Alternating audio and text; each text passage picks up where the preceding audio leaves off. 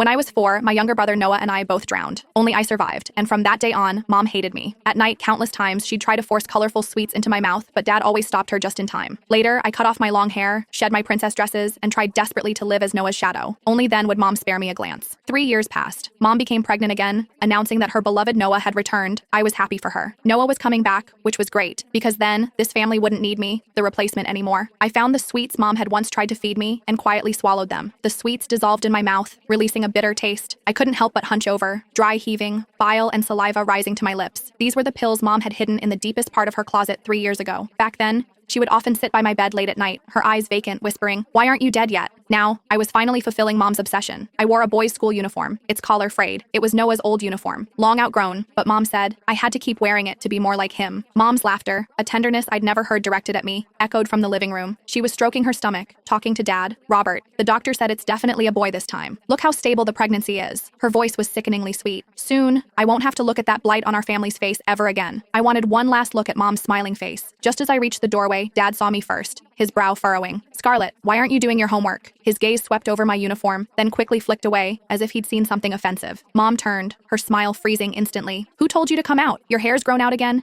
Didn't I tell you to cut it short, just like Noah's buzz cut?" She hurried over, her finger jabbing hard at my head. "Always causing trouble. When Noah is born, if you dare to bother him, I'll break your legs." I flinched back, the red mark on my forehead stinging. The sweets in my stomach seemed to be dissolving, a throbbing pain rising in my abdomen, forcing me to bend over. Dad started to come to my aid, but Mom blocked him. "Don't touch her. She's probably just faking it for sympathy." I bit my lip, saying nothing, slowly retreating to my room. With every step, my stomach felt like it was being twisted by knives. My limbs began to go numb, and even my hands clutching the doorframe trembled uncontrollably. I lay on the bed, my body starting to twitch. The door pushed open. It was Dad, holding a glass of warm water. He placed the glass on my nightstand, hesitating for a long moment before saying, "Scarlett, your mom is pregnant. Her emotions are a bit volatile, so don't take it to heart." I shook my head, but only a weak whimper escaped. Dad's figure began to blur in my vision. Dad sighed, then simply pulled the blanket over me. "Get some good sleep. You'll be fine tomorrow." He closed the door as he left, and silence enveloped the room. I reached under my pillow for the small toy car, Noah's favorite. Most of its paint had chipped off, but I polished it clean every day. Mom said it was Noah's, and I had to keep it safe. Last time, when a classmate tried to take it, I fought desperately, taking a beating to get it back. Gradually, my vision blurred completely. I hugged the toy car tightly and closed my eyes. "Mom, Noah is coming back. You won't have to suffer looking at me, your replacement, anymore. This way, it's truly good." Slowly, I felt the pain fade away. Like a dandelion seed carried by the wind, I floated gently into the air,